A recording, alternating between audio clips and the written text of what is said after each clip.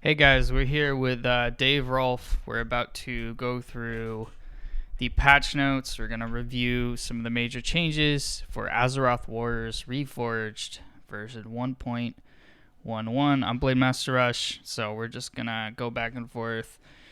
It's going to be a bit long, but it'll be sectioned so you can skip through if you care about some changes more than others, and we're going to go through the most important and significant ones first. So do your intro, do your thing. Hello, my name is Dave Rolfe.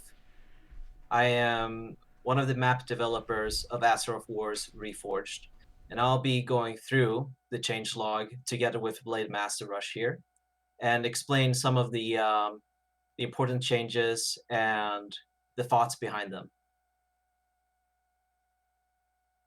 Perfect. So, uh, real quick, credits to all the editors. Much love to Lord Sebas. Yakari Bovine. I'm not missing anyone, am I? Richardic. Richardic. Oh, who could forget? Nah, fuck Richardic. That bastard always kills me.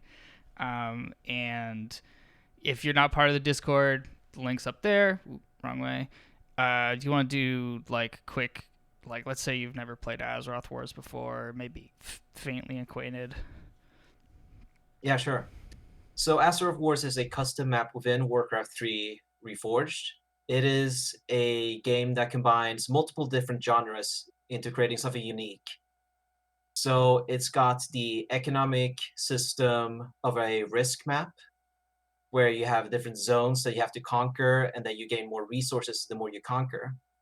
Then you have a bit of a Dota mechanic, like League of Legends mechanic, where you have heroes that can level up a lot. And as the game progresses, carry more powerful items. You then also have the macro map element where you have large scale armies where you have epic battles and all that. And the final element is the Warcraft role playing element where you take up as one of the 12 factions inside this game. You can be Stormwind, you can be the Dwarves and Ironforge, you can be lots of different cool factions that are all play a unique playstyle. And this Azeroth Wars Reforged, it's been around for a long time. I think the map is dating all the way back from 2008. Yeah, So it's been over a decade of map making. And Eagleman made the first version, right? he was one of the earliest ones, yes. But there were other ones like Avrion and Raylan who Mm. were among the founding fathers of this custom map. Let's put it that way. Yeah, and as I understand it, since Reforged, kind of Azeroth Wars is taken a new direction, and we're just covering some of the fun and Yeah, competitive changes. So I can make a comment regarding the Reforged transition. Um, so when it comes to like a lot of these custom games, you had to make a decision between the HD graphics or the classic graphics, and we decided to go with the classic look on the game because we relied a lot on these custom models from the Hive workshop to get these different unique looks to a lot of the important characters inside the game. So, like the HD Reforged, it doesn't have enough models that are unique, like really important ones. Like for example, the Lich King or Magni or and so on. And when you also ran on the very HD graphics with such large scale battles and so much stuff going on at the same time, it just becomes unreadable. It just becomes very difficult for the computer to process. So we decided to have the classic graphics on, and we will continue to do so for the foreseeable future.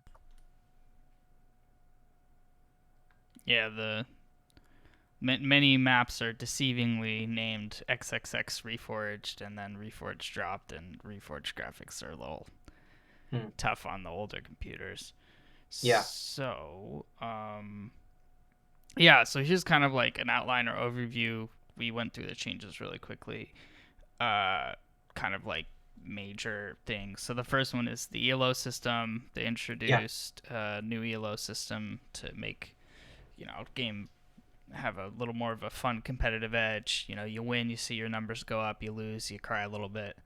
Um, the Vassal system, which is very new, very interesting change, where players can abandon their faction that they've spawned in as and become a vassal of someone else, or become dominated by someone else and be able to keep playing as a fun hero in the lore. Numerous standardization changes, which I think was a major focus of the patch, and then we'll just cover major faction changes. So on the list, Scourge, Northern Alliance, Warsong, Frostwolf, pretty much everyone. Druids, Sentinels, Stormwind, Ironforge, Horde. And then to wrap things up, we'll just cover bug fixes, and I think we wanted to do a little meta analysis of the patch and talk about future things. So you should start us off with the ELO system because I actually don't know too much about it. right. So there's been basically two sides of the player base. There you have the community, the more competitive side of the community, and then you have the side of the community more interested in sandbox and role playing. And we eventually decided, you have to balance both of them to make sure that both sides of the community are pleased, because this is, after all, a custom game that tries to combine both of those two things. And the problem with competition is that who's on top? Like, who's the best player? We did not know who the best player was for a very long time. We still don't know. And when you have a competitive community, like, a system for ranking becomes necessary. There is a demand for it. And we had a version where we tried the ELO system, we introduced it, where you start with, I think it was 1,000 ELO points. And once you win a game, you gain ELO points. And when you lose a game, you lose ELO points. And this ELO number is saved. And you eventually can build up or lose across a lot of different games, so that eventually, after a while, you have a ranking that represents your skill, hopefully. Now, we decided to remove it in this version because the maintenance of the ELO system was a lot. Like, Yakari Bovine, he was the one who coded it, and there were a lot of different problems with the ELO system when you have a custom game like this. So the first one issue is that all the teams are different sizes. So if you, for example, are Fell Horde, that means that you're just one player. How much points are you supposed to gain when you win against two players, or when two players win against you? Because if you're just one player, you're supposed to maybe lose 25 points. But if you're the solo faction, are you supposed to lose 50 points? And are the team winning against you supposed to win like 12 and a half points, or are they supposed to win the full 25 points, right? So there was a real big problem with having factions with different player base sizes.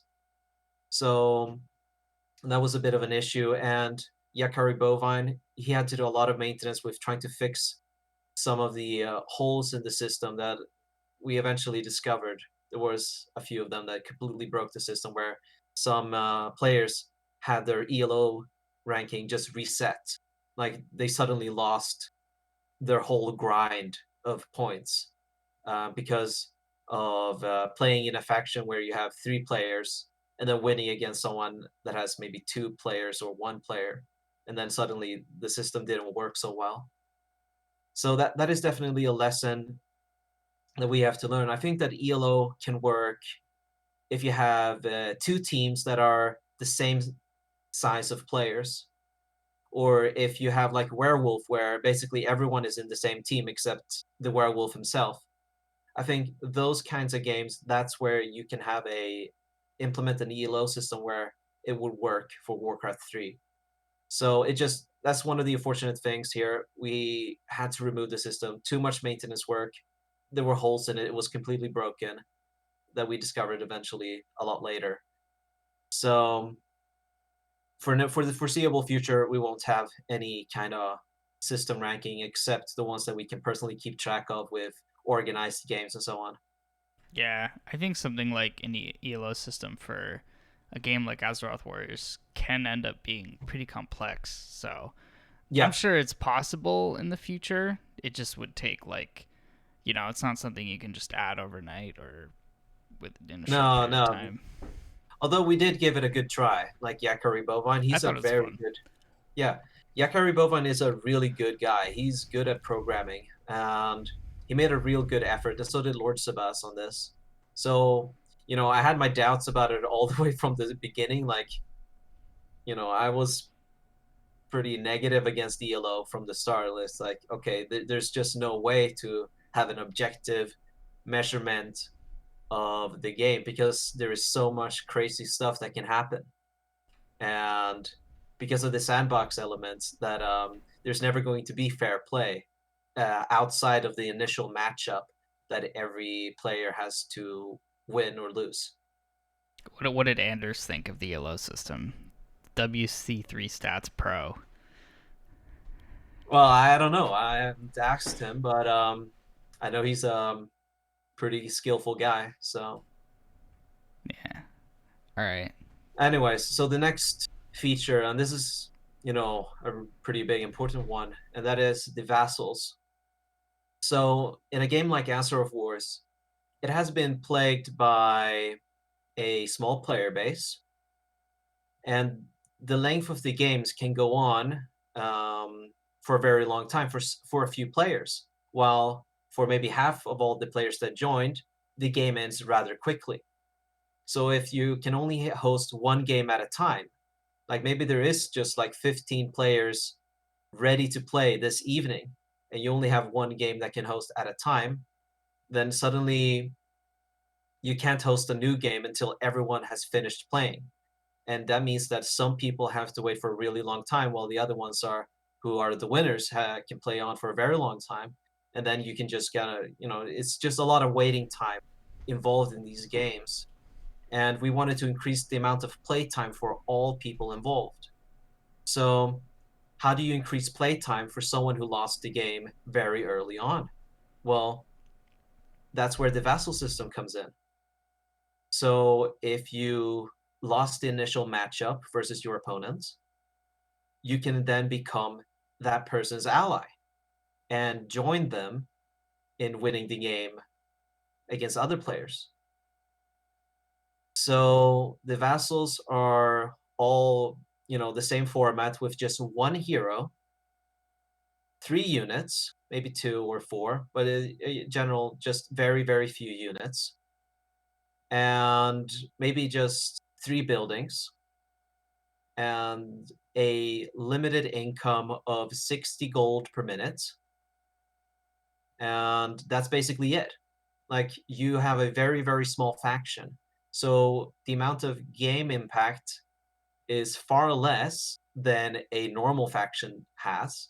But that's kind of the point, because we don't want this to completely break the balance of the game. So that if suddenly one of your opponents suddenly has a vassal ally, that it just doesn't completely nullify your chances of winning, but just maybe nudge it up a little bit for them until you get your own vassal.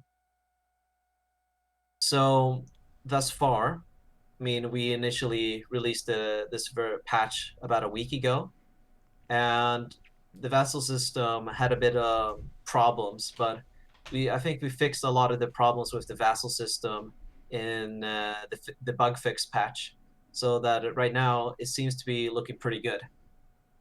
A lot of people are pleased with it, although a lot of people who are competitive are maybe not so pleased with it, but that's okay. Yeah, I think that um, problem you mentioned or dynamic where like what happens is in the first maybe 30 minutes of the game, half the players are now just out of the game. And that is not a problem that's like unique to Azeroth Wars. I think a lot of games that can happen. And that's something that I've really tried to tackle in like my map. But Yeah, basically, there it starts off as a problem where people can't continue to play. They feel left out, and especially for a new player, they're gonna like often get wrecked by Menos, and then they're out, and then they're never gonna play again. But so like I think the Vassal system is great for that because what happens too is with these games, there's often a host who like, or maybe like two or three people who are typically the host, and then if the host leaves early, then everyone like even the players who are still in the game are like, yo, I want to play Dalaran, I'm out, like, and then the game kind of ends prematurely. Um, but yeah, we have the patch. So there's a Google Doc somewhere in the Discord that goes yeah, through all the dynamics. Oh, could let's like what are the like most interesting vassals? Can you talk about like maybe like highlights or like more of the yeah, how yeah. it functions? So the way it works is that every individual faction has one potential vassal that they can gain, except for Fell Horde, which is a solo faction. So they actually have two vassals that they can gain, which is, to match out because he's supposed to be the same power level as a two-player team. Now, some of the more interesting ones, we went a little bit experimental because you have a lot of space to be experimental, the less it impacts the game balance. So you can't go full on experimental with one of the existing factions because they have been tuned and balanced for a very long time. But here, because they are such small factions, basically, you can be a little bit more experimental. Um, so, for example, you have Druids, where it just says the Tortola, which is a turtle hero that can swim in the waters and spawn permanent units for a gold cost. So it's a tanky swimming turtle that can spawn little turtle babies, and that's basically your vassal faction. Those are your advantages. It has a few downsides with the hero basically has no agility at all, so um, that's one example of a unique vassal. Now, Stormwind gets Edwin Van Cleef. Now, that's a very notorious lore character that we are very happy with introducing. And that vassal has the theme of going stealth, like being very sneaky and having units that are permanent invisibility. And you have another one like Cho'Gall, which is a very powerful vassal hero that is able to take on a large armies that has powerful punches that does AoE damage. He has the Rain of Fire, and he has as his ultimate permanent summons from the old gods. So like faceless ones spawns. Um, so yeah, those are some of the vassals. They are all unique. They all have their own different theme, but their army composition reuses for the most part existing units. So if you go to Scourge, for example, with the Sylvanas vassal, I mean that vassal doesn't have any unique units. It just uses the units that are tied to the faction it serves.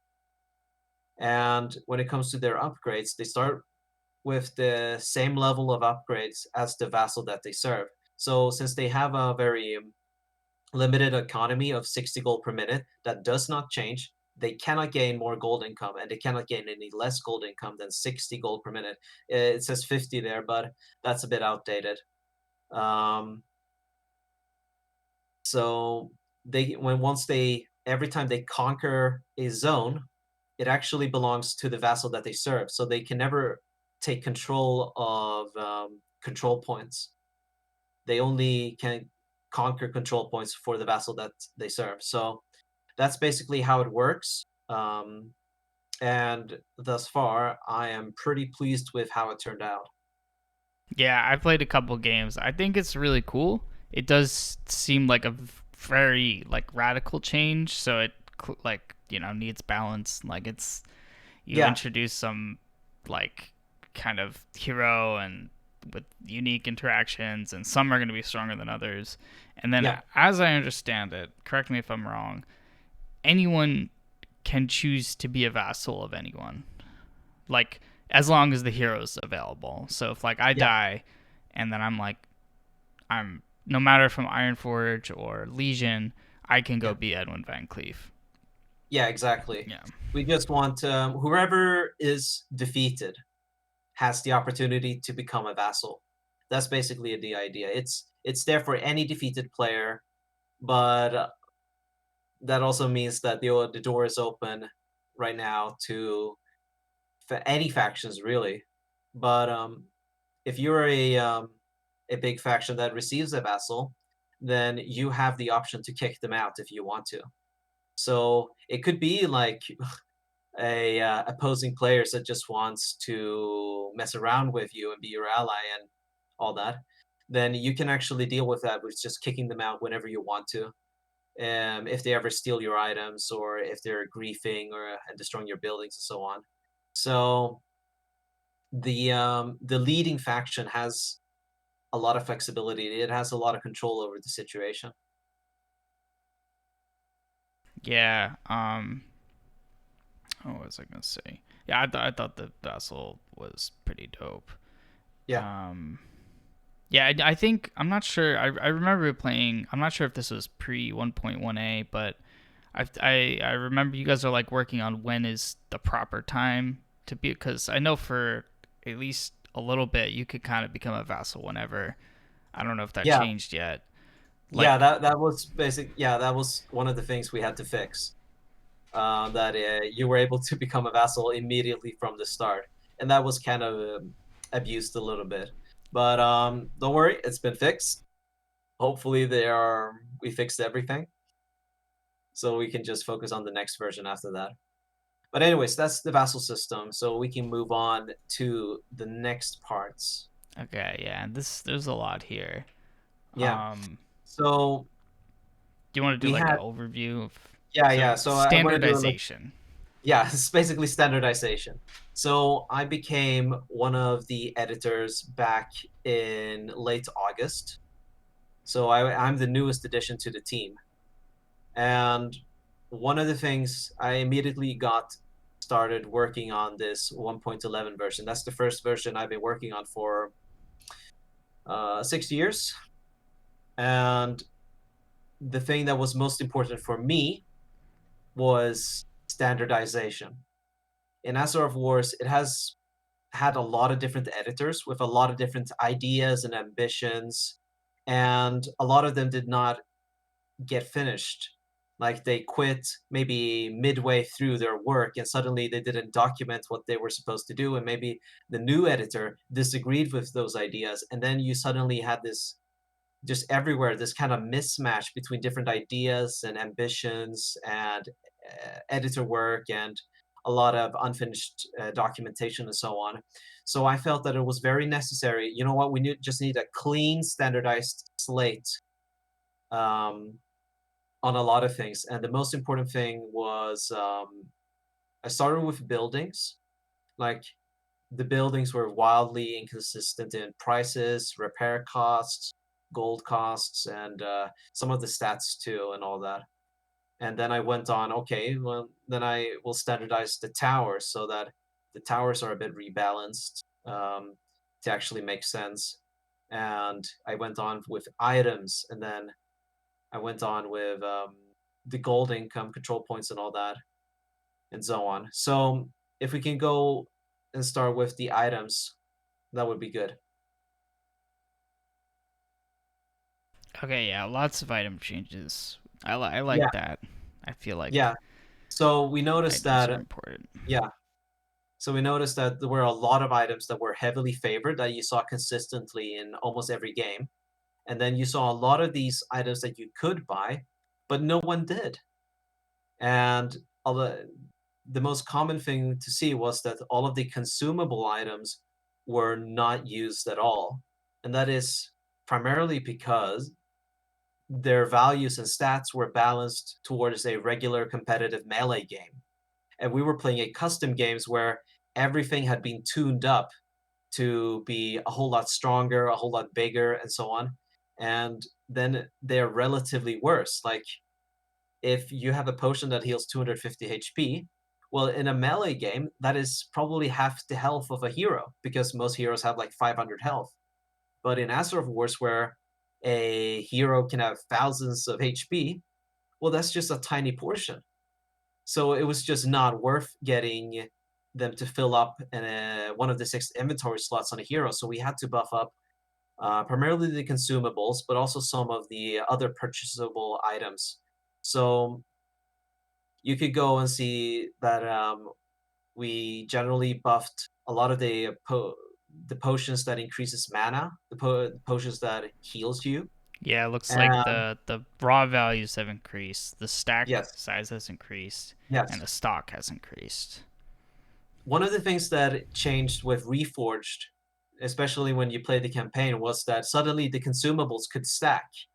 Like that's one of the things that I noticed when I was playing through the campaign was that wow, suddenly I can have 5 healing potions in one inventory slot. Before I could not do that. So I just never picked up these potions and all that, even though I could need it, you know?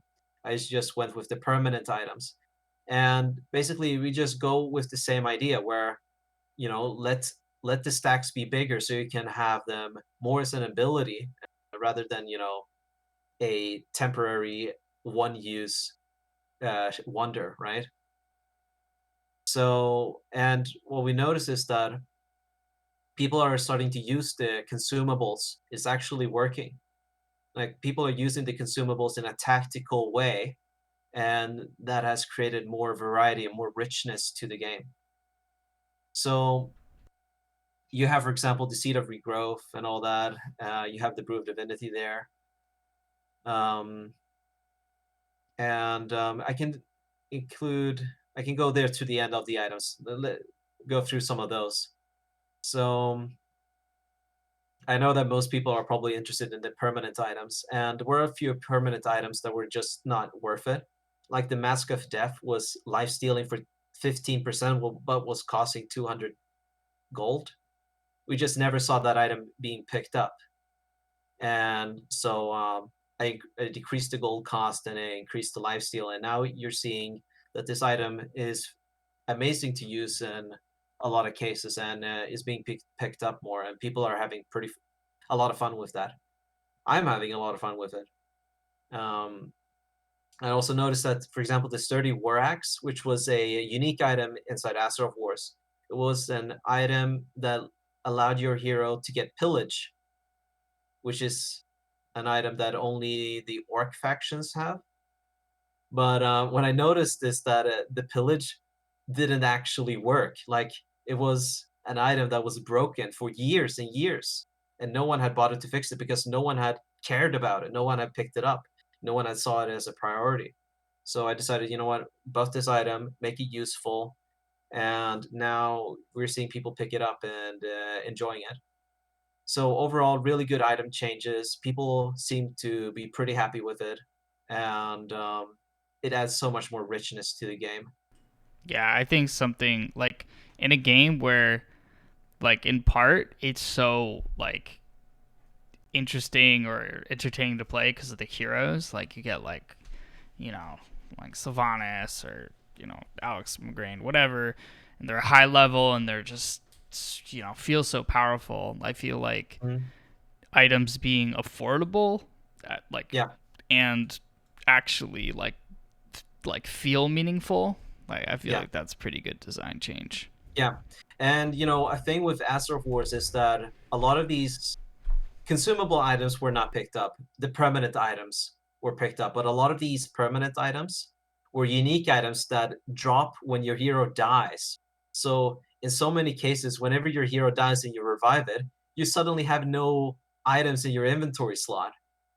And something that provides more consistency here is that now if you buy these potions or these other purchasable items, they stick to your hero even after they're dead. and that is a bit of an advantage when, especially when you're maybe on the losing side, when your hero squad just got wiped and you need to recover again. Then having items that stick on your hero, be stronger, is a fantastic thing for that faction, that player. All right, let's go to the next one. So I can, Buildings. yeah, this is the gold income here. Gold income. Yeah, just give me a minute with this one. Um, I applied a standardization where I tried to make the control points give a consistent and logical amount of gold based on the size of the zone, based on the importance of the zone, and based on how close, if it was in a border area between two opposing factions and so on. So in general, I tried to make the main bases, like the capitals, like the most important areas of a faction, gain more gold, and the zones where there is a border dispute, where like there's going to be a lot of fighting, those kinds of control points I try to make give less gold, so that because whenever you get, for example, a control point that switches hands a lot, like the gold swing is twice the amount the control point is worth. So for example, if you switch control of a 10 gold per minute control point, well then that's a gold swing of 20 gold, because the opposing faction loses 10 and you gain 10, so it's a gold swing of 20. So it's very important, for the game to be more consistent and more contested, that the snowball effect doesn't amplify too much, and that's what happens. And that is something I try to um, not add too much to. So that's basically some of the philosophy and thoughts behind the control point changes. Oh yeah, the Mulgar 50 one. gold. No, no, no, What? no. It actually got another control point in that zone. Oh, okay, okay. So That's a good split. yeah, so before Mulgar was just for the entire zone. So Thunderbluff now is the capital with 30 gold per minute, and that's just to make it consistent with how the rest of the control points layout is. Like Elven Forest has Stormwind in it, but Stormwind has, its own control point inside the city, and then you have Elven Forest has its own control point. Like, why shouldn't that be the same for Mulgore with Thunderbluff and Mulgore and all of that? So it's just about making more things more consistent. Yeah, I think it's pretty intuitive for the main base control points to matter more, because Yeah, you can have like the snowball effect is basically amplified where the person who's yeah, losing just gets so little gold, and then the person who's winning keeps getting more yeah, gold, and I mean, yeah.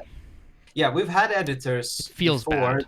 Yeah, we've had editors before that had the opposite opinion, where like the contested control points should have the biggest amount of gold and the capital should have the least amount of gold. And then that's just like, wait, what? That doesn't make any sense. Like, this is where the people live. This is where you get your taxes. True. so so yeah, we can go on to the next one. We can go past the control points thing.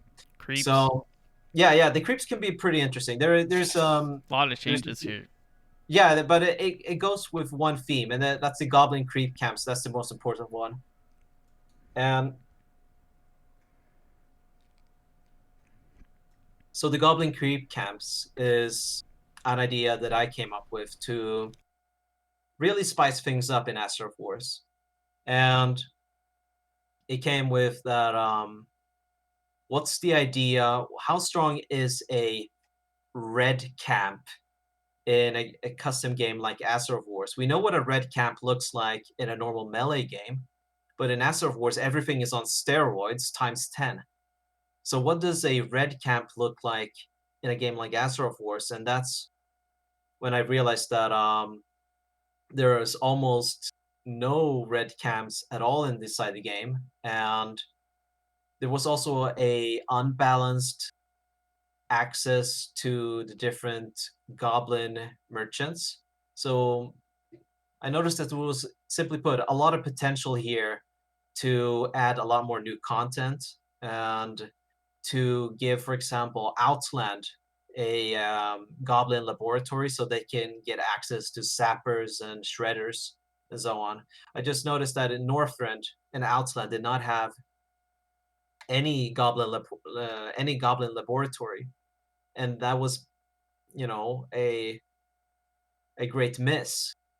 That if you should have these kind of neutral merchants like buildings, they should be a little bit more equal accessible, right? Like most factions should have a balanced access to all of them. And that was just not the case in Azeroth Wars. It was primarily focused on Kalimdor. Kalimdor had, most of it, and plus Booty Bay.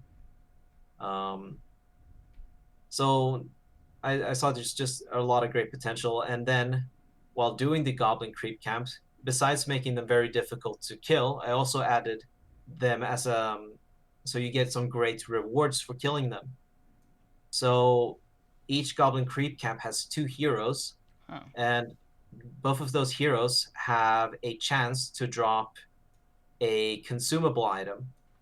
So the Tinkers all drop one of 3 different scrolls, and the Alchemist drops one of 3 different potions. It actually says 4. I should, that it has actually changed some since I wrote that. I can actually edit that now. We're so pro at this, see. Time is money, friend. Time is Perfect money, friend. opportunity. So, anyways,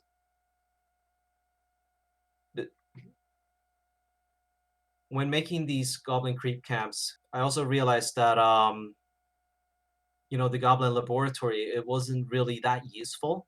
Like I had never seen anyone use or purchase a Goblin Zapper for like 5 years, even though they were designed for a special purpose, and that was to break turtle defenses. The zappers were made to break turtle defenses. So if someone was camping behind a portal, which provides a huge defensive advantage, especially when you stack up with towers, that was usually really, really difficult to destroy. And zappers were initially balanced to try to kind of break that, so that stronger factions could eventually break through such very difficult turtle defenses behind portals, because that's not what the game is supposed to be about. Like so, but I realized that since I was buffing buildings, since I was buffing towers, I had to also have a counterweight to that, so that if there was a lot of tower massing going on inside the game after buffing the towers, then I needed to give the players more tools to counter that. And that's why I had to buff the Goblin Sappers so that they're more effective at destroying buildings. So they have a longer suicide shield, which it is a divine shield that lasts for 3 seconds now, which means that they can just sprint in, have the golden opportunity to get their detonation off, and deal some serious damage. Then I also decided to buff the shredders because a lot of people did not use the shredders. And I realized that they could be particularly useful in the early game for some factions. So I decided, the start stock delay was probably the most important ones, that, just enable players to get it as early as possible, basically. And that opens up for new wood expensive strategies, so that you don't have to train like 40 different wisps or 40 different peons just to cut your wood faster. And it's just becomes a macro management mess. It's better if you have like 3 goblin shredders doing the job instead. And I also did some standardization and saw that, okay, these shredders, they didn't have damage and armor upgrades affect them.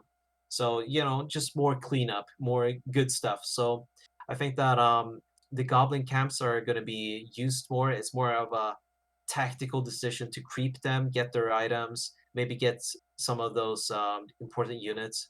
and that can just more tools, more fun for the game. Cool. Is there any notable changes in the general creeps, or is it mostly just? It's for primarily balancing. So it was focused primarily on the Kalimdor continent with that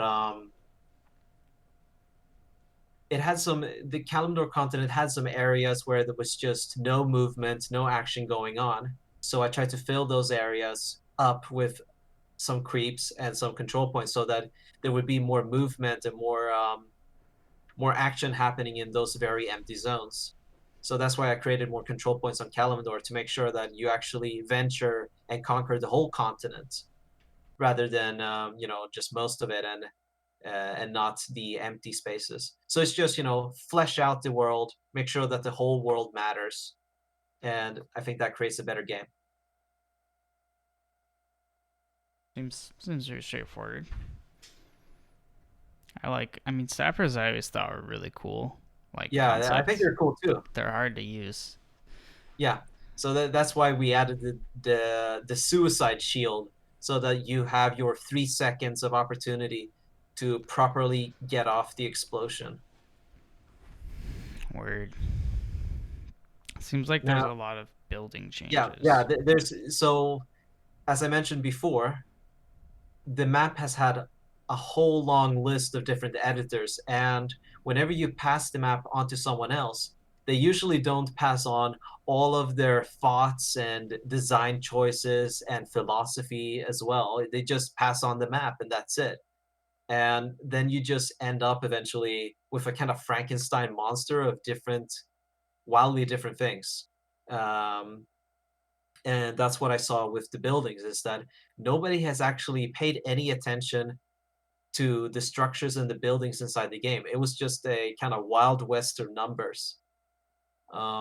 So I decided, you know what, I'm going to I'm going to almost melt my brain, just be like a programmer, just go through every single building and run like an algorithm to standardize everything. Because when I saw, for example, like the main buildings, which is on the top of that list, like some main buildings gave no food at all, while other main buildings gave 100 food. Like that's just crazy inconsistency. So I decided, you know what, I'm just going to standardize it at 30 food for all those main buildings, and I'm going to have a standardized amount of health, armor, and all of that stuff, right? So that it's fair for everyone, so that everyone knows that what to expect, like the standard format for a faction. And that also applied to all the secondary buildings. It was also very, very inconsistent. So I just ran through every single captural building, gave them the same amount of armor, health, food, repair costs, and all of that, and make sure that all of them are affected by the upgrades that are available to a faction. So, for example, the human masonry, the um, the human upgrade that increases HP and armor, usually affected most capturable buildings, but the nature's blessing and the spiked barricades did not affect the capturable buildings, and that's just kind of unfair, right? So there was just more standardization, more cleanup, making sure that everything is in order. And shipyards, for example, it didn't have any wood cost when ships have the highest wood cost of any unit inside the game. Like if you're gonna mass ships, then you already have a whole lot of wood. Why would you not pay any wood at all to build a shipyard, right? So just make more cleanup here. Yeah, I think some of those changes are like they get overlooked, like, Mm-hmm. but they help with the longevity of the game in terms of It does. like Yes. every building like works the way it should. Like Yeah. I feel like I've definitely played games where I've say gotten spiked barricades and then been like, what isn't on this building? Like what the hell? Like Yeah. Yeah. So it also helps, and it's also very good for new players too, yeah, because they can read up, and then that knowledge is applied to everything, right?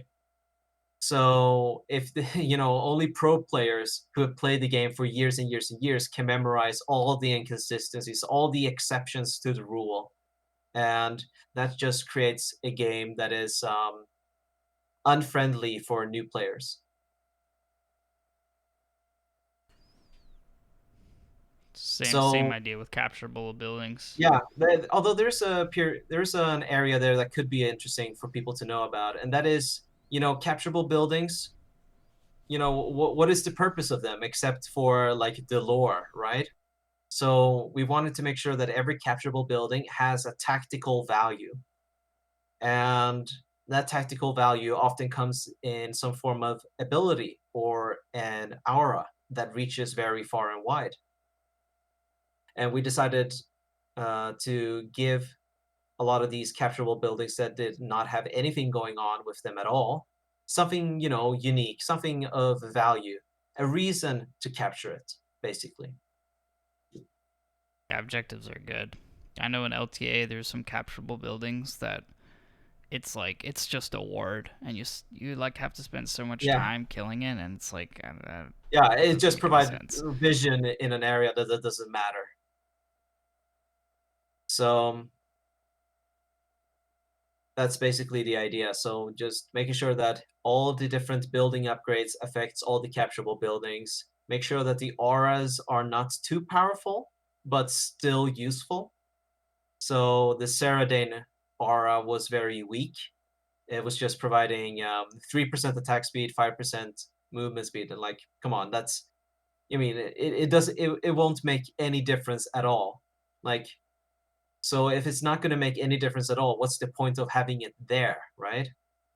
So make sure that it has a tactical value, but not too powerful.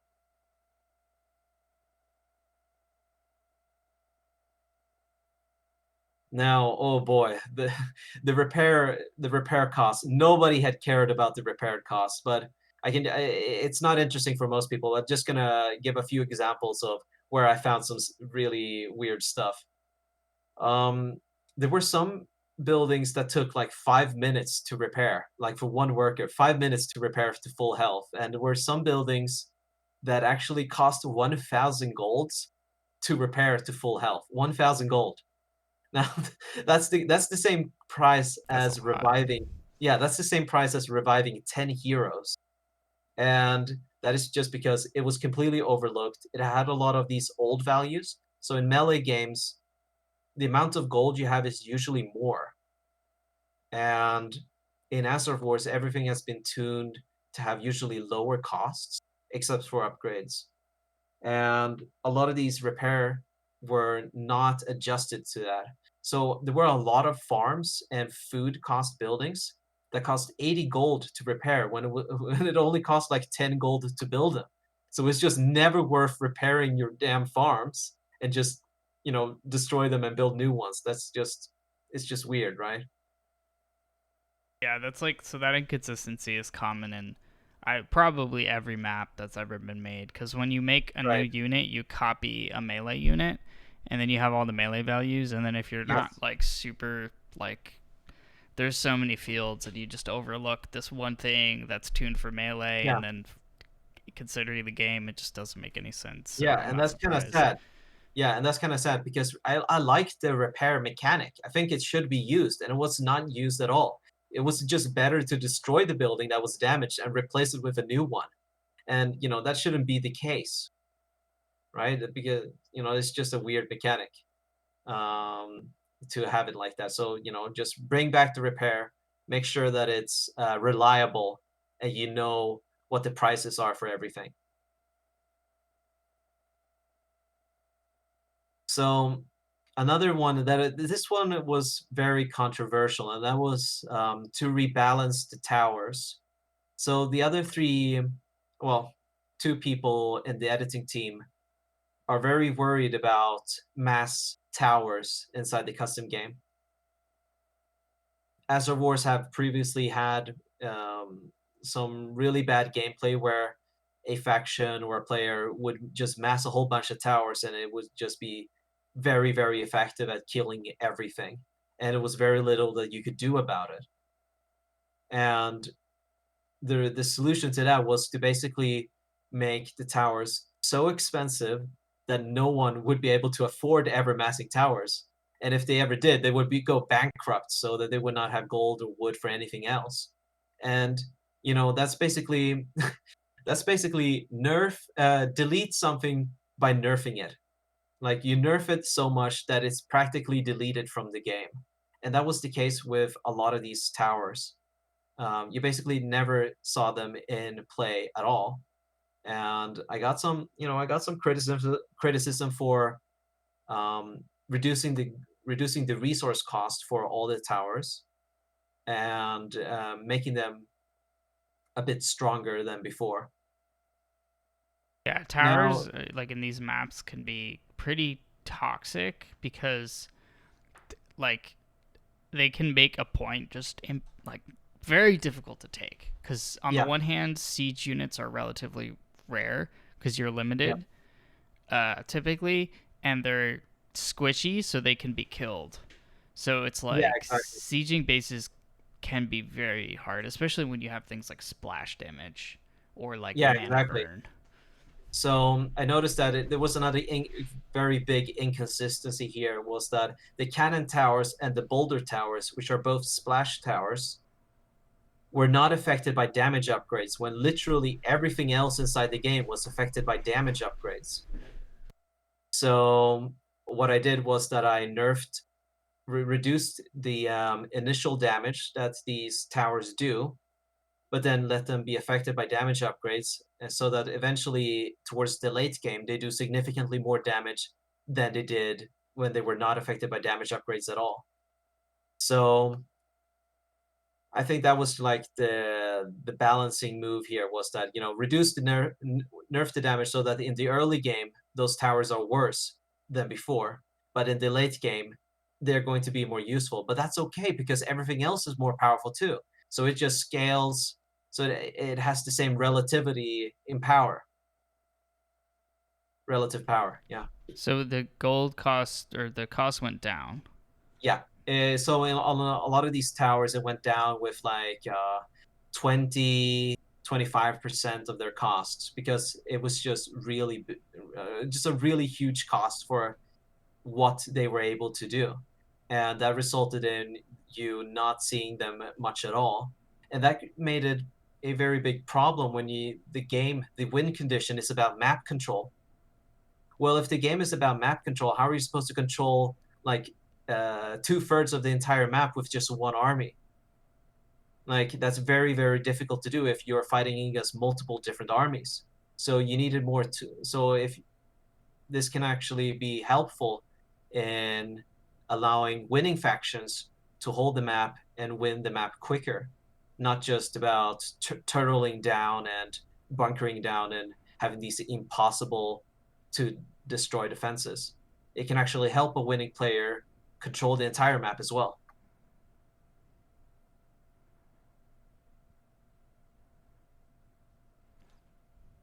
So Final one is there, spells. yeah, the other one is spells. There was just a few changes here that needed to be buffed. So the attribute bonus, it's kind of something that you have to wrestle with as a designer of heroes. Is that how do you make spells more useful than attribute bonus, right? That is like the threshold of where you can determine if an ability is good or not.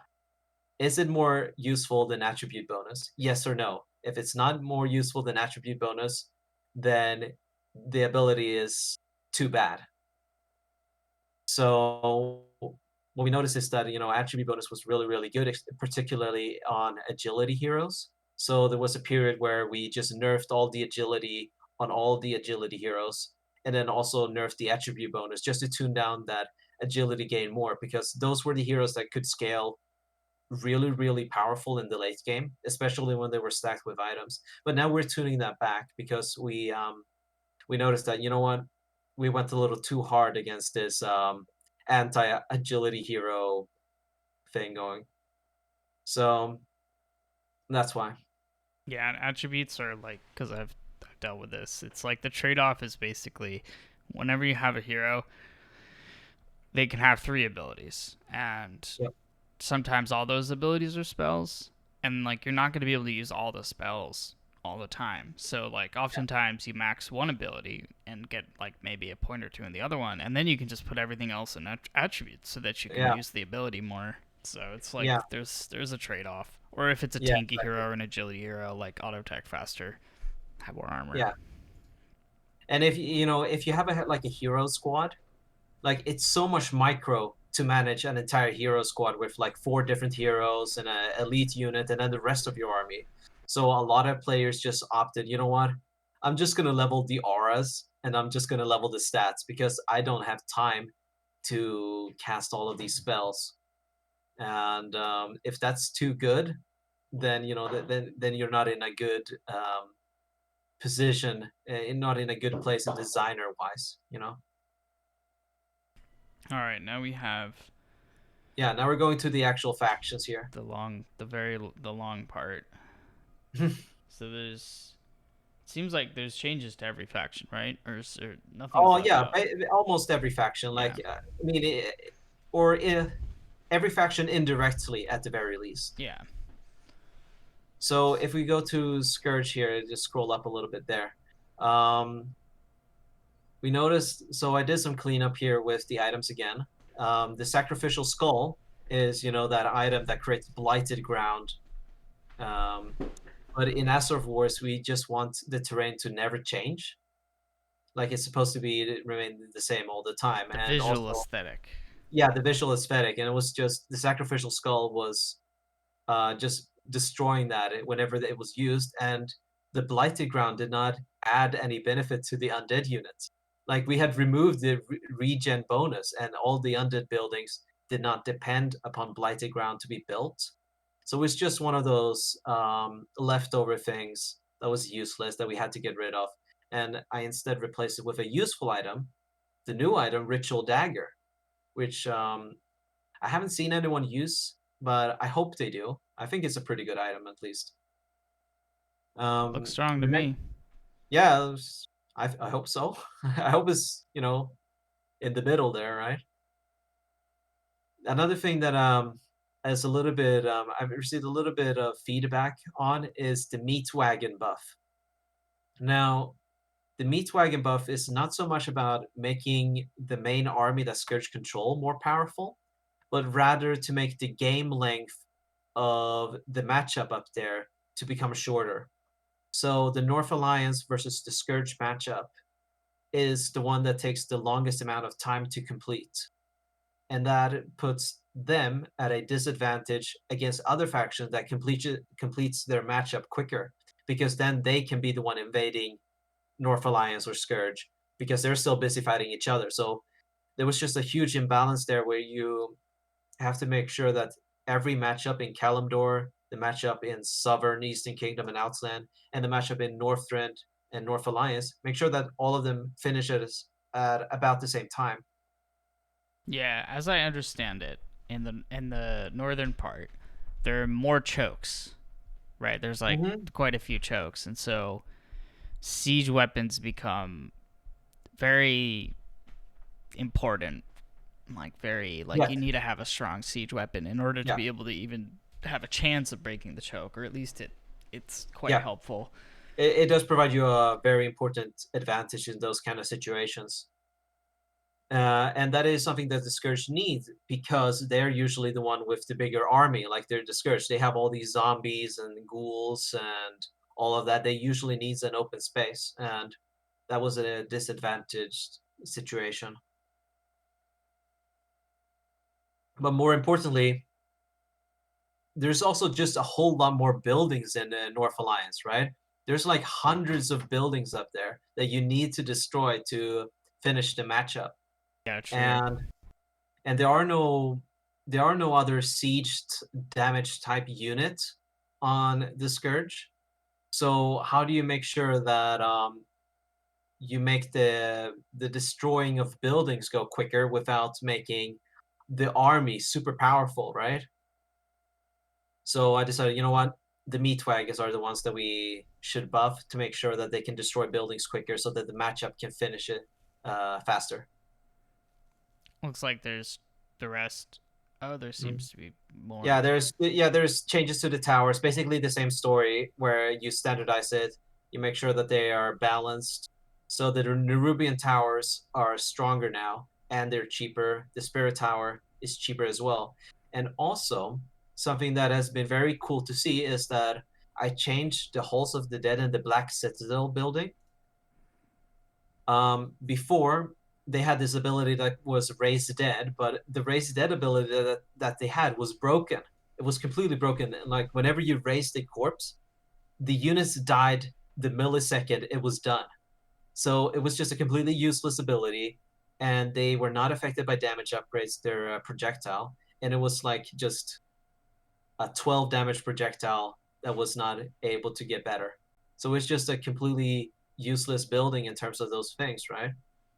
So what I did was that I created a new raise dead ability where it can raise six skeleton to fight for you, and eventually you can have three skeleton warriors and three skeletal mages once you upgrade the necromancy. And also made the projectile stronger and made it affect by damage upgrades. And also on top of that, I also added a new aura. So since Blighted Grounds was basically not in the game, this is a substitute for it, where you now have a Blighted Grounds aura from the Black Citadel that provides a 6 HP regen in a 1000 area of effect.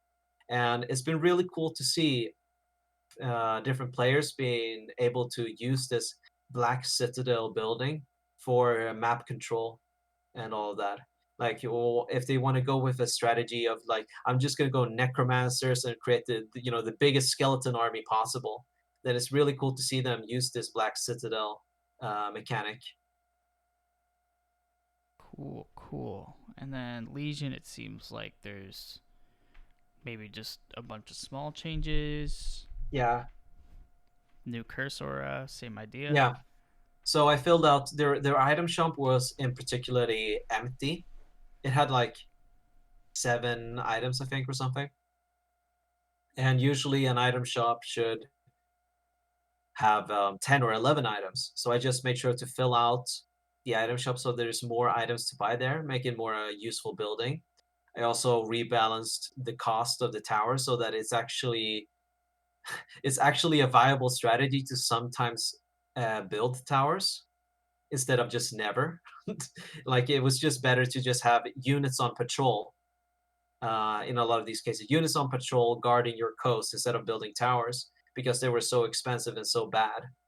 But that is a really big problem when you have big macro maps, right? Because if you have macro maps, you want to reduce the number of units inside the game because there's already too many units. And if you have like thousands of units in motion and fighting at the same time, it just creates these lag spikes and all these latency issues and all that. So you want to make sure that you only use armies and units where it's necessary, which is the big battles and so on, and not have units on patrol guarding your coasts everywhere. Because I usually did that when I was playing a faction. I just had a lot of units on patrol, but that made the game a lot more unstable, and that was just a big problem when you have these macro maps. So you have to make towers viable to make sure that that latency and the lag spikes are reduced. Yeah, optimizing for game instability is so very Yeah, important that yeah, I've learned. exactly. The engine can't handle more than, well, understandably, 1,500 units like at one time. Yeah, It just starts to fall yeah, apart, even at a yeah, thousand. and a lot of some of the editors were against buffing towers, but there's a big benefit here for the map, for the player's experience. So I think it's worth making the towers a little bit stronger to the point where they're useful but not overpowered. It looks like the Northern Alliance got Yeah, kind they of didn't a get. couple changes, Yeah, just just a minor little bit. changes here and there. Like I wanted to add something fun for Lordron because they received so little changes. So I actually created a unique item shop inside of Straffle where they can buy different consumables. So it's a completely unique item shop that they control where they can buy. different scrolls, different health stone, mana stone, potions, and all that, just to make sure that whoever plays that faction has a little bit more fun to it, right? I also added this new item, Amulet of Spell Shield, which is, from the melee games where you block a spell every 40 seconds, but in Azeroth Wars, there's like 100 times more spells. So I made sure to buff it so that its cooldown is on 15 seconds instead. Looks like the Geomancer got some Yeah, minor buffs. that's yeah, exactly. It got some minor buffs because it was um it was a little bit weird. Why should you have a big repair cost on a rock that will inevitably die, right? Like, Yeah. and why shouldn't the rock be considered a structure when it practically is a structure, and so on. So it's just more standardization, making sure that I go through everything inside this map to make sure it's logically coherent. Um, Antonidas Q has a cool model again, highlight of the patch. right. And looks Um, like Quel'Thalas, just a couple item things. yeah, just making sure that the item shops have either 10 or 11 items that you can buy. Like, it kind of sucks if you only have a few items that you can buy at your shop, while other factions have, really good items and very many different items. Like, it's just evening the playing field a bit, you know? Yeah, it seems like Warsong, a lot of these changes kind of have been covered before, but just applied to the Warsong Yes. buildings. And we got Yeah. the Sturdy War Axe, Yeah. Sapper. So there is an important thing to note here, and that is that the Kalimdor matchup was the one that finished the fastest. So that whoever was playing on Kalimdor was almost always the one invading other continents because their matchup was just so much quicker. And that is primarily because there's not that many buildings. And whatever bases that exists on the continent are pretty easy to destroy. It goes rather quickly. And when you look at the Horde faction, they have a lot of good ways to destroy buildings. They have the pillage, they have a lot of normal damage units, and they also have like the raiders with siege damage and all this, right? So the calendar factions were just able to finish their matchup so much faster than everyone else, and that just created an unfair late game situation where everyone else just had to play the defender while the Kalimdor faction always were the attacker. And as you know, best defense is offense, so they were usually a high win rate side. Yeah, especially when you control a whole continent. You have all the CPs. It's kind of, and then they're fighting over in the eastern continent. They can't really get onto Kalimdor, so it's definitely a huge advantage. Yeah, so what I did was that the most vulnerable contested bases like Orgrimmar, like Alberdine, like Warsong Lumber Camp, Echo Isles, like these vulnerable bases that were easy to destroy and very difficult to defend. I made sure to buff them up a bit so that it is more easily defended against different invasions.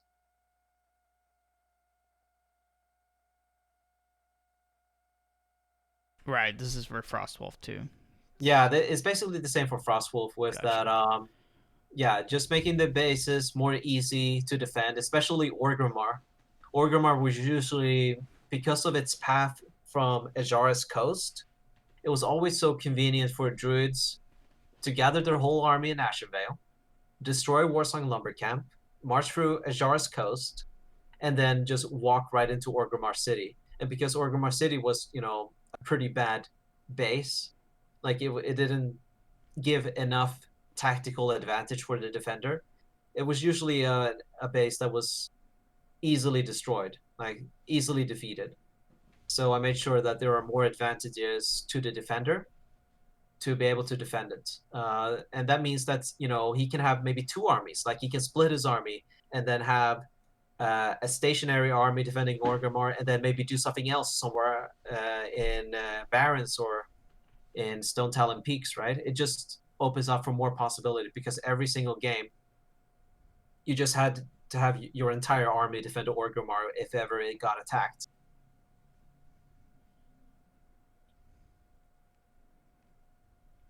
So here is just Seems a like few same more. idea, but Yeah, basically the same idea. There's a new tower here, and that is like the Alberdyne was a very important base for Night Elves, but it had very little defenses, especially against navy attacks.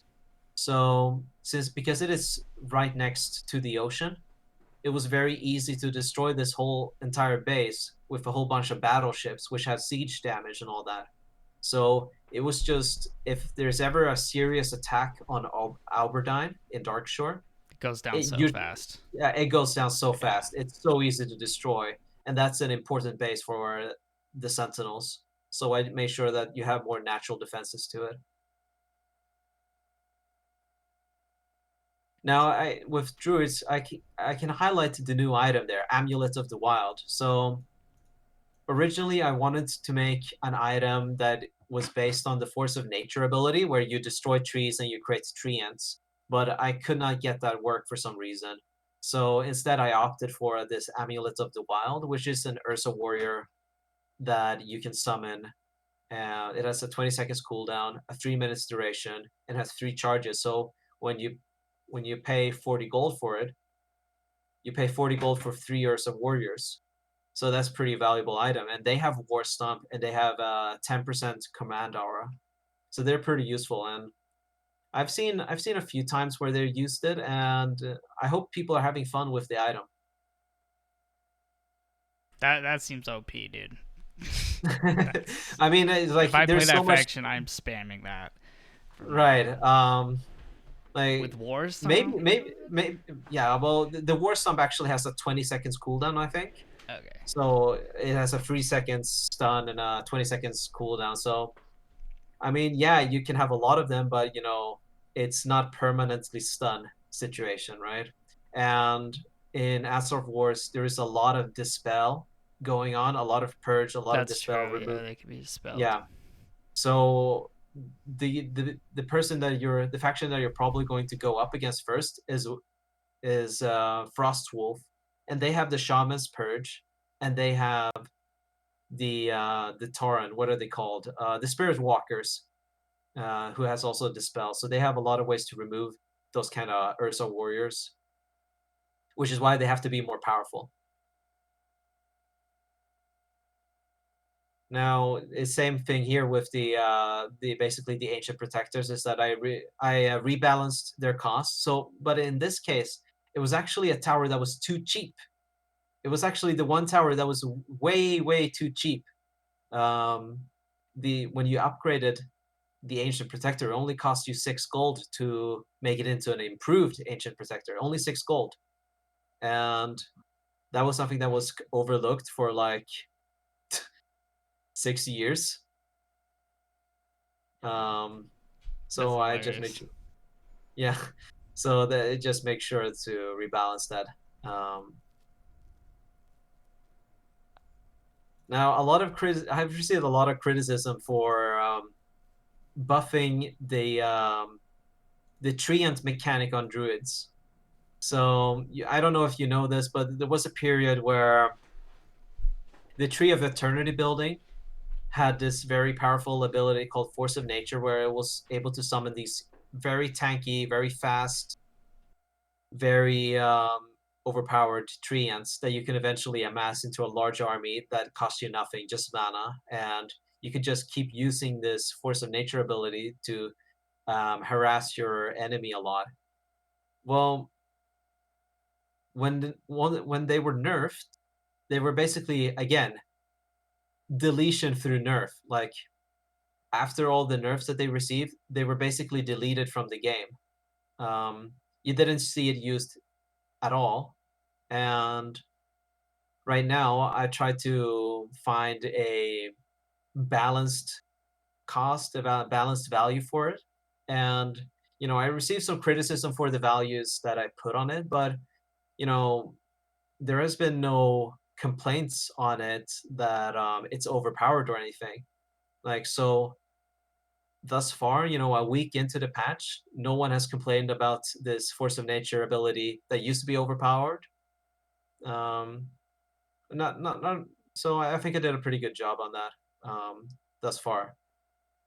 I want to make sure that one of the philosophies that I go with is that I always want to have gameplay diversity, like gameplay variety. Like there should be many different ways to play a faction or a race. Like if there's just one optimal way to play, then that becomes boring very quickly. Yeah, Like I totally agree that's with that not that's philosophy. not how I map. Yeah, that's not how a map survives for a whole decade. Like the only way that a game survives for a whole decade is if there's many different ways to play the game. Yeah. And then I'm just going completely against this delete through nerf philosophy, which is so cheap, it's so lazy, and I just disagree with it so much that I just focus, do the math, try to find that middle ground between overpowered and garbage tier, Yeah, right? nerfing feels bad too. It sucks when your favorite thing gets nerfed. Yeah, and people liked using the ability. Maybe it was too good at one point, but just because it was too good and maybe cancerous for a lot of players to deal with, that doesn't mean that you should just remove the ability from the game through nerfing it so bad, right? Yeah. So that happened to the towers, that happened to the force of nature, that happened to plenty of different things throughout Azeroth Wars, and it's just a very fast, no-brainer fix to a balance problem. Yeah, I could say for War in the Plaguelands, like one of its biggest problems that it was like one of the first, well, second thing that I've been targeting is like there's only one way to play the game. Like Mm. there's no, because all the spells are like from melee too, so it's like Yeah, you just level these spells, and it's like there's pretty much no diversity. So it's yeah, definitely a lot of value in different like branches of yeah, style. yeah.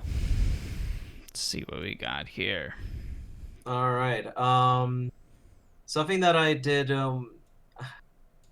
I should know that Ironforge is the dwarves are my favorite faction inside the game.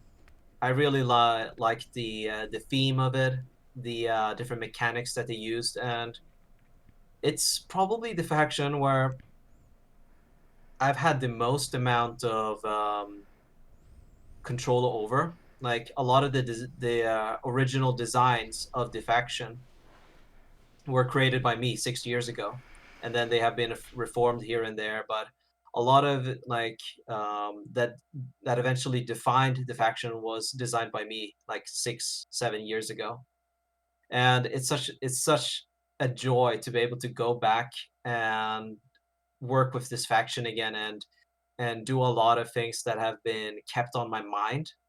Like just because I wasn't the editor doesn't mean I stopped thinking about changes and writing down things. I actually did a lot of that, and it's been such a joy to be able to explore those ideas that I've kept for a long time and see what you can do there. So what I've done is that I redid the base layout of Cosmodan and of Ironforge City, so that Ironforge City is actually a complete base. It wasn't a complete base before; it was like half a base. Um, and then it also had this huge issue with that defending Ironforge City. Actually, were one of the few cases where they put the defender at a disadvantage. So you know how it works with choke points. You want whoever you're fighting to be the most choked person Mm-hmm. because you want to deny them surface area for their units to fight on. And you want to maximize the amount of area that you yourself fight on. So you want to be just behind the choke point. You want to make sure that they walk through a long choke point so they are only a small amount of their army is fighting while your entire army is fighting them. And that was basically what was happening with Ironforge City was that it choked the defender so that they had very little space to fight Mm-hmm. on. while the attacker had all the space in the world to have like a huge army. So because of that tactical disadvantage, just because of how the map and the terrain is laid out, I had to buff the defenses in other ways. So I gave them a new tower, I gave them some new abilities to use, and I made the base more complete. And I think that that makes that evens out the playing field a bit more.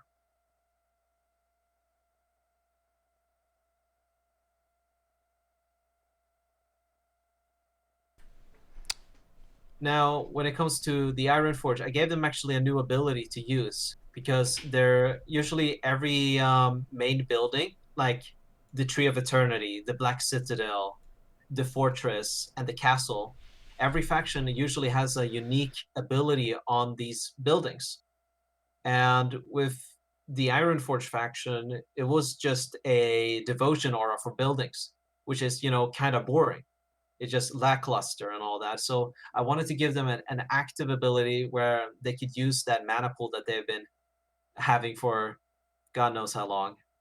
So this new ability is based on Inner Fire. It just buffs the damage of a tower. First to 40%, and you can upgrade it to 65% if you choose the right mastery. And that means that you can. There is more. There is an ability to use in that is in align with the theme of the Ironforge faction. And thus far, I've been pretty pleased with it.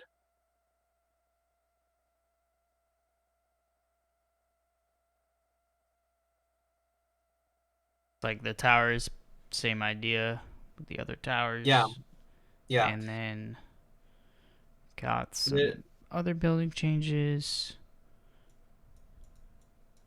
Seems yeah. similar to So other yeah, cities. basically minor things. A lot of it is cleanup.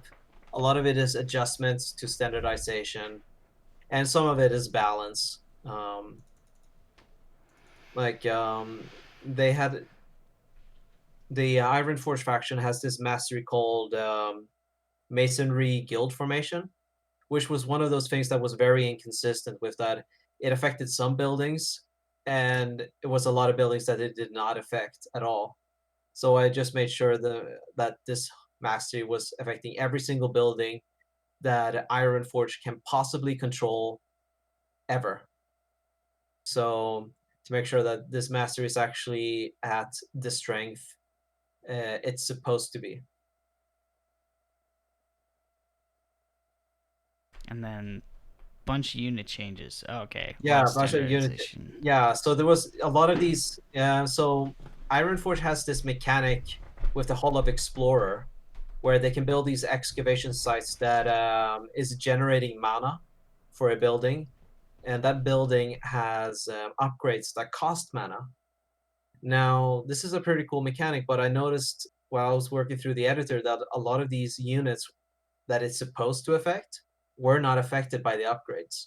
So I made sure that every single upgrade that was available in the Hall of Explorer were buffing the unit it says it was going to. And What was yeah, Belgan Flamebeard's damage type before? oh, it was just normal. Poor So the guy. normal, yeah, he was a 1/3 a hero. Yeah. Okay. Tinker's Barricade, same idea. Oh yeah, that's the Tinker's Barricades. Big buff. That's yeah, that's a big buff.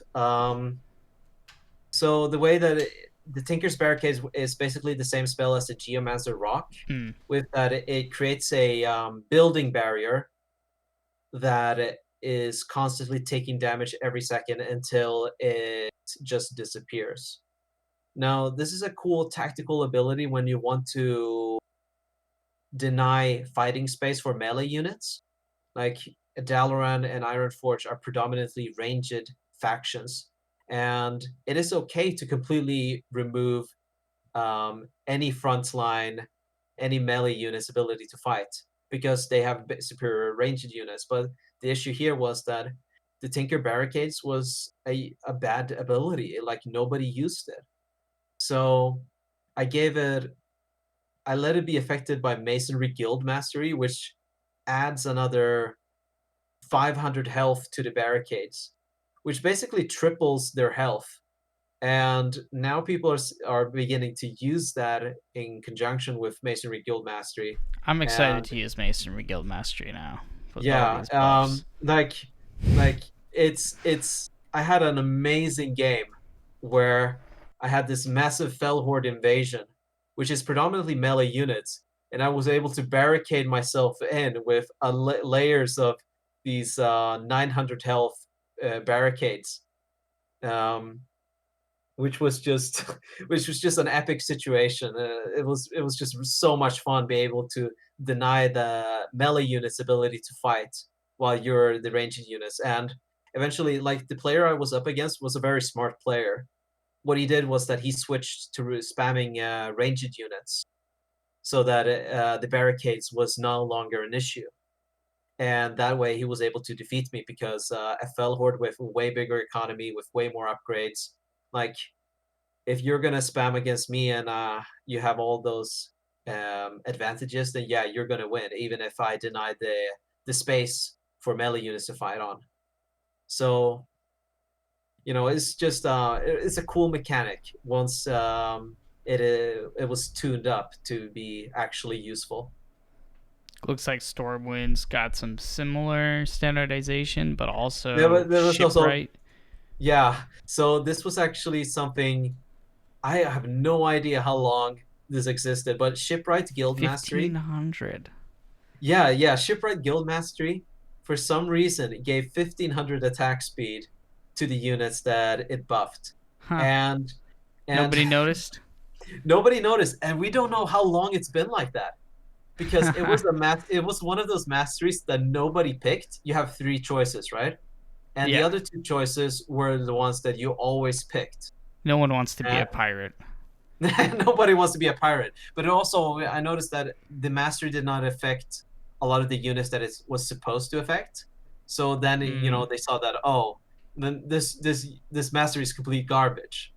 But it turns out that the few units that it did affect, like the Stormwind gunship, which Mm. has a big AoE attack against ground units, um, that turned out to be absolutely ridiculous with 1500 attack speed. So people were once people figured this out, that was just becoming the meta to just make this mastery, get the gunships, and you can win against any army because these gunships are able to attack 12 units at the same time. And when you have a unit like that is air, that is tanky, that is attacking that many units, like you're just gonna wipe any army. Um, but yeah, so the Shipwright Guild Mastery, I saw that it was a really bad mastery afterwards. So I decided to buff it a lot and open up a completely new strategy. I've been trying the strategy myself, and I hope that other players do too, where the Shipwright Guild Mastery actually buffs the peasants and peasants in militia mode. So that the militia peasants actually are pretty strong soldiers. Finally, the They get buffs we needed. Yeah, like Militia. it's such a gimmicky thing, right? To just have your army be composed of peasants in militia mode, but it's cheap. It has like that gold tactical advantage with that you suddenly pay 7 gold for a unit that has 800 health, a lot of armor, and fast attack speed. You can make And use of your massive peasants after yeah, lumber exactly. farming too Yeah. for the So you ships. basically you mass a bunch of peasants to mine all that wood. You get your navy out, which is very strong navy because you took the mastery, and then you transform all those peasants into militia soldiers that you use. So basically, that's a bit of a gimmicky strategy, and I've been trying it out a bit myself, and it seems like it's not overpowered, but it's very fun, and it can sometimes work. We'll have to try it So out. yeah, you should definitely try it out. And since you need these town halls or keeps, you need them to be able to make your peasants into militia, which means that you also have access to the summon garrison ability, which also got buffed. You see there from 150 seconds cooldown to 80 seconds cooldown. So it kind of synergizes well together with this strategy, with that you're going to get these main buildings anyway. So it's just a good synergy there. Looks like the rest is pretty consistent. Yeah, Uh, I received positive feedback. Like a lot of people are happy with the new Dwarven district in Stormwind. yeah. Like, yeah, so basically, dwarves control the entire district, and the district now has more buildings that can produce units there. So the only thing that they can't do is revive heroes and train peasants, basically. Like all the other units, you can train them and help your Stormwind ally from the start. Like if he needs those tinker gnomes that needs to set up barricades, then you can train those units and block and help your ally like live for a little bit longer. Like just block the gate, heal the gate, uh, give him some more time while you're maybe fighting in Blackrock and destroying that or something, right? Yeah, it looks like the last we're up to the Fell Horde. Yeah. They seem So to have some unique. yes, yeah. Um, Here, it's more again standardization is the theme throughout all of this. Um, but also, we received a lot of feedback that the Fellhorde faction needed to become stronger, in particular in the late game. Like in the late game, the Fellhorde faction were just not able to compete against a team because you have the disadvantage of being one player having to macro against two players, and if those two players are on equal skill level as you, then you're probably going to lose against that. Um, but it's a little bit tricky to buff the late game of a faction without having it affect the early game of a faction as well. So I tried to make like small buffs here and there that in particular affect the late game more than the early game, and that is things such as how much damage you gain per damage upgrade, or like what the elites are able to do, or and so on. So just a lot of buffs here and there that primarily is focused towards the late game, um, which we hope for. We know it's going to need some more changes after this, that and more is coming. The Fell Horde, for them to be useful in the late game, they actually need a rework of the Demon Gate system. Because the Demon Gate used to be what they needed to be strong in the late game. Like they're getting access to more powerful demons, and these demons, have these crazy strong abilities and so on that allows you to compete and win. Now that has been tuned back, so you only have like level 1 demons throughout the entire game, which is why the late game Fell Horde is so weak. All right, and last up. So, what are the notable bug fixes? Sure, there's this and that everywhere, but is there anything that was like really bad? or Um, yeah, there were a few funny things that happened, and it was that we hope we have fixed the mysterious case of the Mulgar control point appearing at two different locations inside the game. So it was actually appearing in a shoulder roof.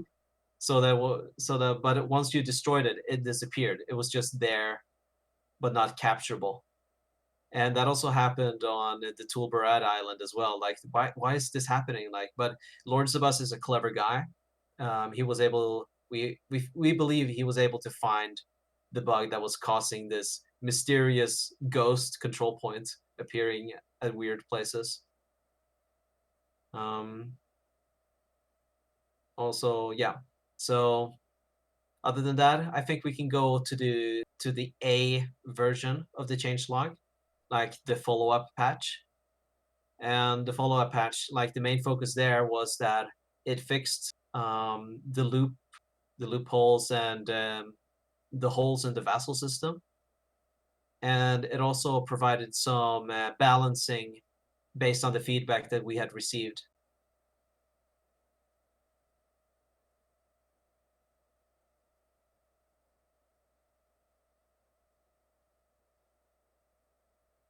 I'll let you lead this one. Seems like Yeah. So basically, the vassals were able to be accessible from the start. We made sure to fix that so that the vassals are now correctly only available after 15 minutes into the game, which 15 minutes, that's usually what it takes for a relatively average player to lose the game against a very good player. It usually takes around 15 minutes. So we believe that that's like the right timing for vassals to become available. And when it comes to other items there, when I did my standardization, I missed a few items that were very bad. Like the animate dead duration, just 9 seconds. That's not useful. Like that's very, very bad to only be able to animate 6 units for 9 seconds. It was just not worth it. So I increased it to 20 seconds. The Greater Scroll of Replenishment, it turns out it was something that I missed, that someone had put a 0 area of effect on it when it's a scroll that is supposed to affect many units. So I gave that its AoE back. The Rod of Necromancy, it's always purchased in stacks of 4, but you can only keep it in stack of 3 in your hero inventory. So I made sure to fix that as well. Generally, just a lot of fixes, but a cool fix that I noticed that was very insightful is the Legion change right here. So, as you know, you can't stack Vampiric Aura on top of Vampiric Aura. Like, well, yeah, you can if you do a little bit of changes, but in general, how the game worked was that no, the Vampiric Auras that you did have were not able to stack with each other. And that was the case with the Dreadlord Elite hero. The Dreadlord Elite is that they had this ability where they gained 15% lifesteal, but the ability was structured as a tiny, tiny AoE Vampiric Aura. So it was kind of useless to level up the Vampiric Aura on your yeah. hero because your elite units already had Vampiric Aura to a large extent. Huh. So it just kind of denied the value of your Vampiric Aura ability. But now, what I noticed, I discovered this like a couple of days ago. The Mask of Death lifesteal stacks with Vampiric lifesteal. So I changed the ability so that it's based upon the Mask of Death lifesteal, and that way the Vampiric Aura and the ability that the Dreadlords have are able to stack with each other. So you have the 15% lifesteal that they have, plus the potentially 25% lifesteal of the Aura to make an entire 40% lifesteal on the Dreadlord Elite Squad. And this is true to Fel Horde as well. Like the Fel Horde, they have the Vampiric Aura as well, and they are able to purchase the Mask of Death as well. So their heroes can potentially have 50% lifesteal on them, which is pretty awesome. Like, you should try it out. Yeah. That's some serious That heal. seems Like, like fun. especially, yeah, it's a lot of fun when I've been trying it out. When you also have the Frenzy on your Necrolite Yeah. spellcasters, you have the Bloodlust, you have the Endurance Aura, and you have some Mastery that can buff your attack speed as well. And once you stack all of those things together, I mean, that's a pretty fun spot to be in. Yeah, I think it's really. I feel like with Legion, those Dreadlords too are like almost the most interesting part of playing, just like spamming the Carrion Swarm and stuff, and making Yeah, sure they're durable through yeah, lifesteal seems important to me. yeah. So, like, Dreadlords are a very, very cool elite squad to use. It's a tactical one. You have to be a big brainer to use them, right? Definitely. Um, when it comes to the Sentinels, I think I should make a comment on those. So the Huntress Swiftness mastery was the most overpowered mastery of them all, and the reason they're so strong is because the Huntress is basically a melee unit with ranged attack. And if you know a little bit about the Warcraft mechanic, is that melee units can only form one layer of combat, and then they're blocking it for everyone else. So that usually when you have a huge army, the first layer of melee units are actually engaged in combat. The other ones are just waiting in a queue for their comrades in front of them to die so that they can be the one to fight next. Now, the Huntress Mastery buffed the attack range on these Huntresses, which is basically a melee unit with 300 attack range, which means that you could have potentially 3 or 4 layers of Huntresses that were all attacking at the same time versus a melee unit where you can only have 1 layer. So in the late game, it was just overpowered to spam Huntresses because of this tactical advantage with the attack range on a melee type unit. And that's why I felt that the attack range bonus that the mastery gave just had to go, and I compensated it with a little bit of attack speed and a movement speed bonus. Yeah, I think that's why melee units can be stronger, is because you can't, you're limited by strategy or tactics to how many can Right. attack.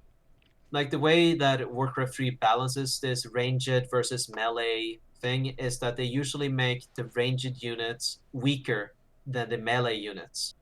Like a lot of ranged units can attack at the same time and they can always be the first one to attack. But the melee units have the advantage of being stronger. And the Huntresses was basically combining the best of both worlds, with both being having the range advantage and the melee stats advantage. So Now we anything received notable in the Northern Alliance? yeah, we received some feedback from particularly talent. So we I standardized the spellcasters so that before you had the adept and the master upgrades on all spellcasters, and I removed the health bonus that they gave. So they usually gave around 40, even 75 health from those upgrades. And instead, I just removed that bonus and just added another upgrade to the power infusion, which is already an upgrade that buffs their health and armor. Like, it just makes sense that this should be the place where you get your health and armor. And then the adept and master, like, that's where you get your damage. That's where you get the new ability. That's where you get the mana. So, and but then what we realized is that once you upgraded your spellcasters, they had so little health versus this AoE damage and all of that, right? So we had to buff up the health that they were starting with to make sure that these North Alliance factions that were low on gold, that were usually limited on their gold budget, in particularly the early game, had a bit more durability against dreadlords and meat wagons and so on. And finally, we have, well, besides bugs, Yeah, Ironforge yeah. continuation. So yeah, right. So I had to rebalance them a little bit because they turned out to be pretty strong. So I reduced the health on the Masonry Guild formation from 600 health to 500 health. And the only reason I did that was to also nerf the barricade health because it potentially had 1,000 health. And that was, we received feedback that was way too strong. Like the barricade is able to last an entire minute before it got destroyed automatically by its taking damage thing. So the only reason I reduced the health there was to nerf the barricades a bit and also reduce the armors of the barricades a little bit as well. They're still really powerful. They're still pretty strong, but still they had to be toned down a bit. And the mech kit is basically a healing ability for structures and mechanicals. And we received some feedback that it was basically too strong to have it at 800 cast range because you were able to put your spellcasters out of danger and heal these towers and buildings that were just in the middle of fighting.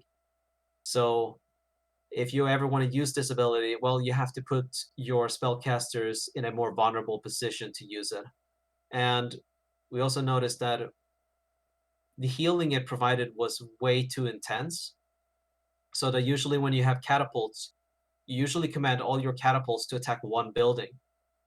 Now, Ironforge was really good at countering that with this super powerful heal that healed 70 health per second, and you can repair on top of that.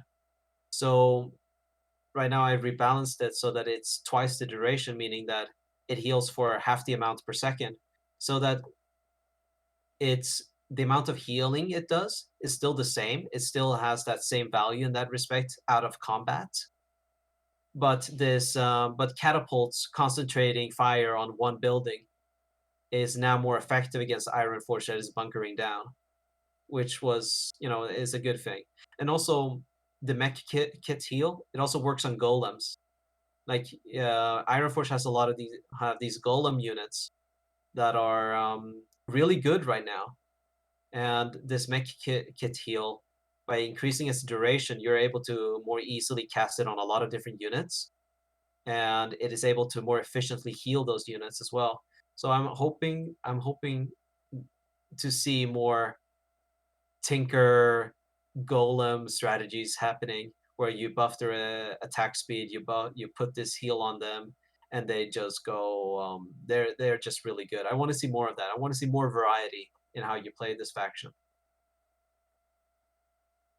Sounds good. So we've I think, gone through everything. yeah, I think that's Um, it. Basically, just a few more fixes, but that's to be expected.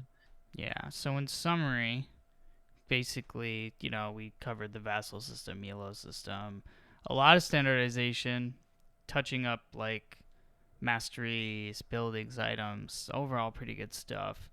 Do you want to talk? So we're at like a clean 1 hour 45 minutes. Do you want to talk about like any patch analysis or Right, hopes for the future, etc.?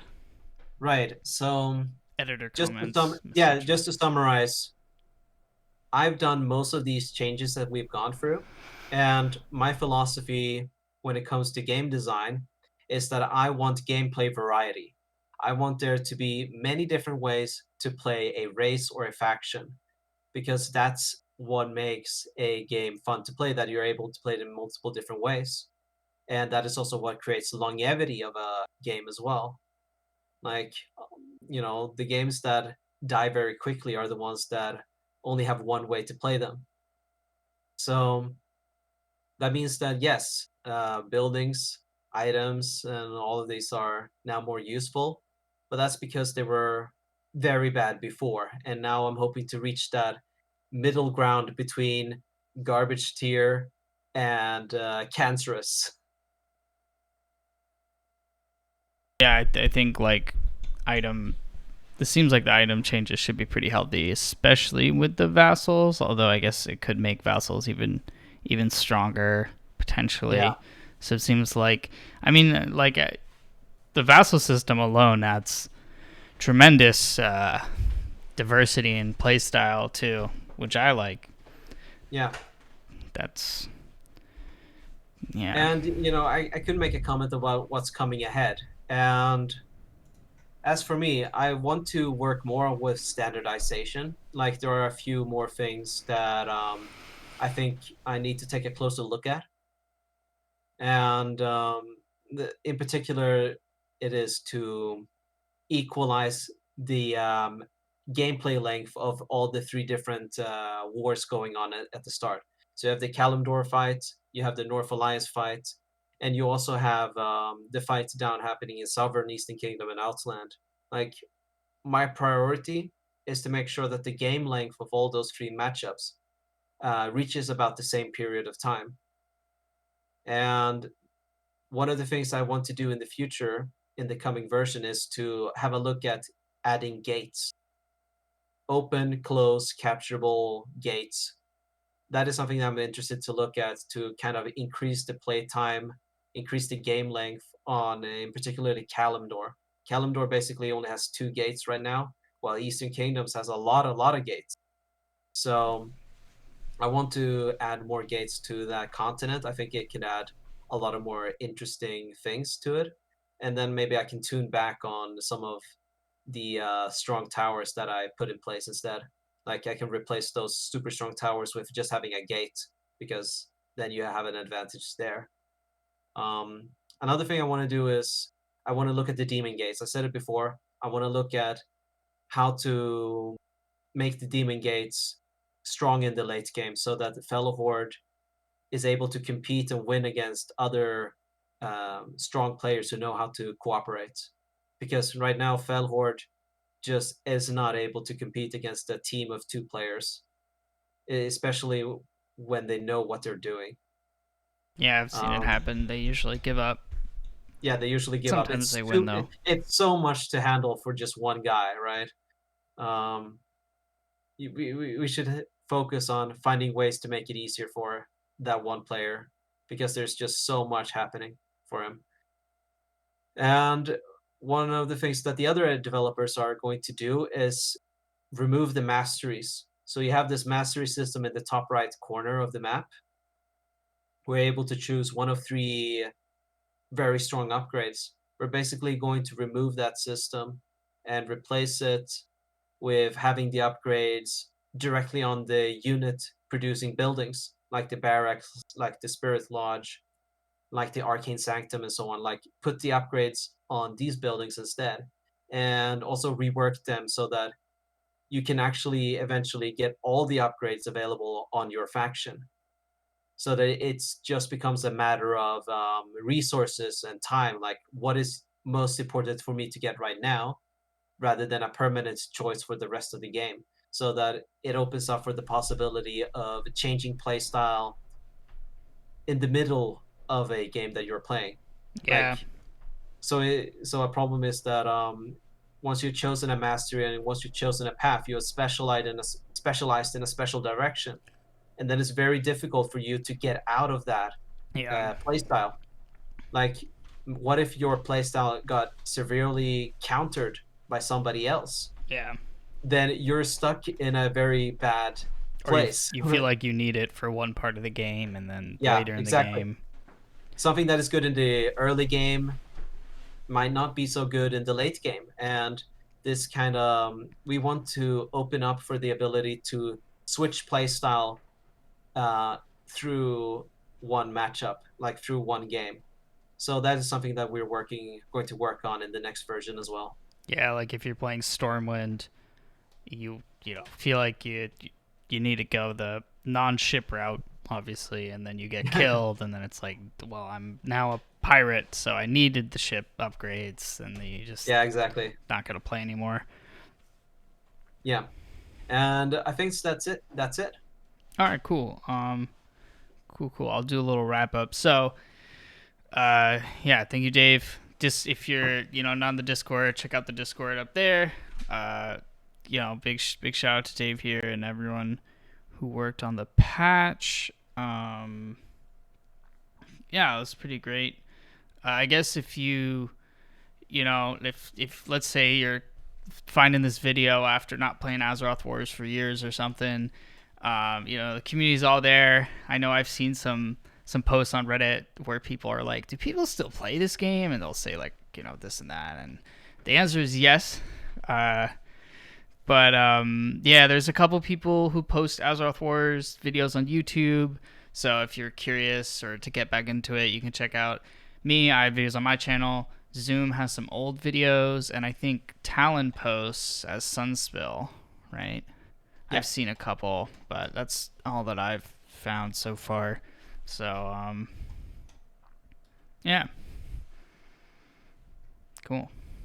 All right. Have a good day. Yeah, have a great day. See you later.